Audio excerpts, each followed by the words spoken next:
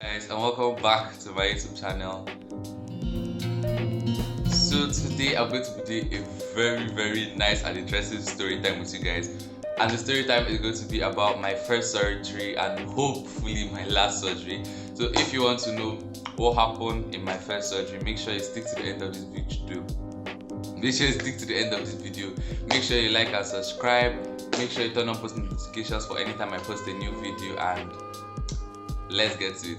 So let me start from back. What happened when at first I came to my mom? I was like, I'm having like this, like a tummy pain. It just has started like a normal tummy pain because I'm the type of person that really gets sick often. So I told my mom that I'm not feeling fine, I'm this and that. She was like, yeah, okay, it's just a tummy ache. And I was like, Mom, I'm not feeling fine. What don't you understand? She was like, no, that you're okay. Then she saw that it was serious. Then we went to the hospital. Then when we went to the hospital, the doctor was like, I needed to take a test. Then my mom was like, I don't think it's necessary for him to take a test, that he has ulcer. That I usually tell this boy that he needs to eat, but he will never listen. He will never ever listen. And I was like, Mom, don't conclude first. How are you sure I have ulcer? She was like, it's a lie, you have ulcer, this, that. So like that I can't have ulcer, that if I had ulcer, the symptoms would be different. Stuff like that. So she was like, it's a lie, you have ulcer. I always tell you, eat this, but typical mom things. Thereafter, I went to school, and when I went to school, the thing got, I will not say worse, but it increased a bit. So when I went to school, she told me that anytime like I just felt the pain, or maybe the pain started increasing or something, I should just give her a call. So when the pain started increasing, because we didn't have phone access in school, the only person I had was like my VP. So I told my VP that, excuse me sir, that my tummy is really like, at school it was so unbearable. Oh my god, this pimple is making me, I couldn't even take it. Like my friends were like, am I going to die, and blah. So they were like, okay, that tell VP, let him take it to the hospital. So he now took me to the school hospital that is like not that far from the school. He took me to the school hospital. They gave me a test, which my mommy has been avoiding since. And as they gave me the test, they found out that I had appendicitis, which is like, I don't know, something is wrong with your appendix, I guess. So they found out I had appendicitis, and like they called my mom. At first they told me to like stay in the waiting room because they thought I couldn't handle what they wanted to tell my mom and stuff like that.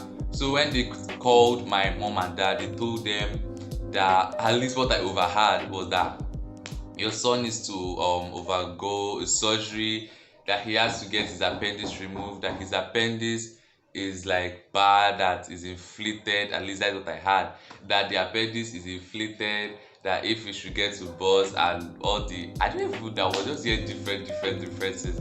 So they were like, I need to get an appendix surgery, that if it should get burst, that it should do different things to me. So after that, they told me to come in, and they were like, everything is going to be okay. I was like, I already heard what you guys are saying, why are you trying to still hide it from me? So when I got out of the hospital, I was going back to school. My VP told me that, Jerry, I'm going to get a surgery. And I was like, those are not the type of things you just come and just tell kids. Like, you have to sit down with them and tell them. And he just told me, and I was so shocked. Not like I was shocked, because in my mind, when I had appendicitis, I obviously knew it was going to end up at a surgery, but I didn't really see myself being in like a surgery room alone with doctors and stuff like that, like how it happens in the movies. So he told me and was like, okay. I just acted as if like the I don't care type of kid, because that's how I am in school. So I just acted as if nothing like that mattered, because it's just a surgery, I'll just do this, they'll tear up my tongue. And in my mind, I was so hell up scared. But when we got to school, I told my two best friends. They were like, that Chimaobi, you know what the surgery is like, you watch all the type of films, you know what the surgery is like, you're going to die. And I was like, why would I die? It's just a minimum surgery. The day of the surgery came. I'm not really sure. I think it was on a Friday.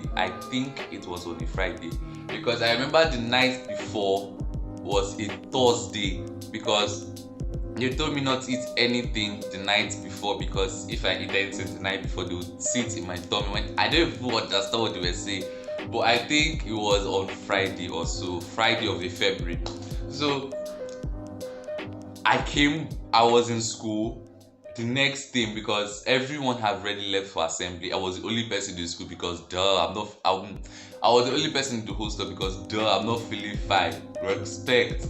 So as everyone was doing assembly, I just got up and my VP just came in, was like, Chimaobi, it's time for the surgery. And I was like, I don't have time. So when he was like, it's time for the surgery, I was like, okay. I got up, I went to have my bath, I just changed my clothes. Then I stood up, I started going to the hospital, and everyone was looking at me like, oh my gosh, she's going to die, oh my gosh, she's going to die, oh my gosh, she's going to die.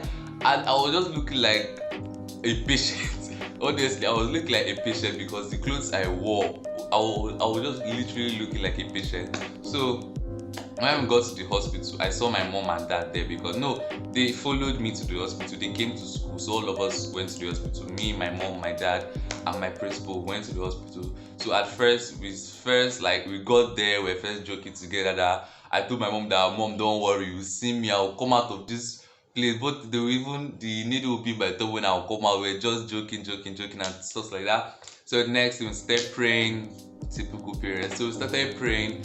And then the next thing, I think the surgery was like 9 o'clock, by 9 o'clock.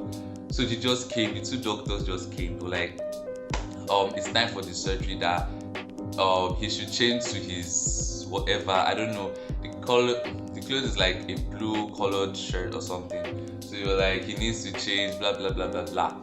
So after I got changed, God, I was looking like, how would I put this? I was looking like people that they filled it a buffalo. I was just looking so weird.